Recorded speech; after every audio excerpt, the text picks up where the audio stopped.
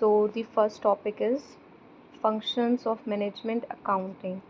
So there are multiple sub questions under this, which is provides the data, modifies the data, communication, analyzes and interpret data, serves as a means of communicating, facilitates control, uses of also qualitative information to assist in planning, to assist in organizing.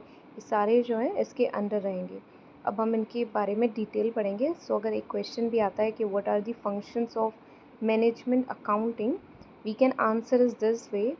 पहला point हम mention करेंगे कि it helps in providing the data, which is management accounting serves as a vital source of data for management planning.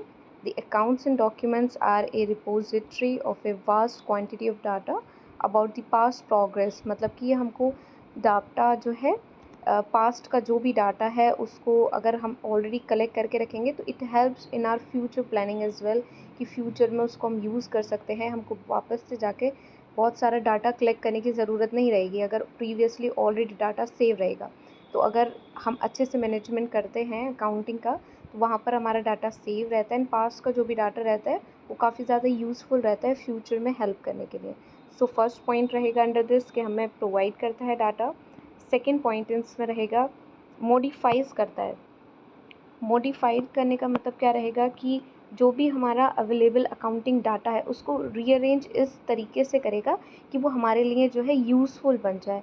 उसको इस तरीके से data modify करेगा कि जो भी सिमिलर ग्रुप्स वाले हैं उनको सिमिलर ग्रुप्स में मेंशन कर जाए और हमारे लिए ज़्यादा अंडरस्टैंडेबल हो जाए. तो अकाउंटिंग डाटा रिक्वायर करता है मैनेजमेंट डिसीजन को and properly compiled and classifies. एक इतने अच्छे तरीके से मॉडिफाइड कर देगा कि अगर हमें सर्च करना है किसी एक लोकल एरिया के बारे में तो उसका अलग कॉलम रहेगा. तो इस तरीके से मॉडिफाइज करता है. पहला हमको प्रोवाइड करता है, देन मॉडिफाइड करता है, देन कम्युनिकेशन. कम्युनिकेशन का मतलब रहेगा कि इन केस अगर कोई बाहर की कंपनी आके हमारे साथ ट्रेड करना चाहती है तो हमारा डाटा इस तरीके से अवेलेबल रहना चाहिए कि बाहर की कंपनी के लिए भी वो शो हो जाए. कुछ लॉन्ग टर्म वाले लोग होते हैं जिनको जल्दी से थोड़ा डाटा का रिक्वायरमेंट रहता है. कुछ ऐसे होते हैं जिनको थोड़ा ही डाटा का रिक्वायरमेंट रहता है एंड अप टू डेट उनको डाटा की नीड रहती है. तो ऐसा कम्युनिकेशन के लिए इम्पोर्टेंट रहता है. इसका मीडियम रहेगा और डिफरेंट लेवल रहेंगे. टॉप रहेगा, मिडल रहेगा, लोअर रहेगा.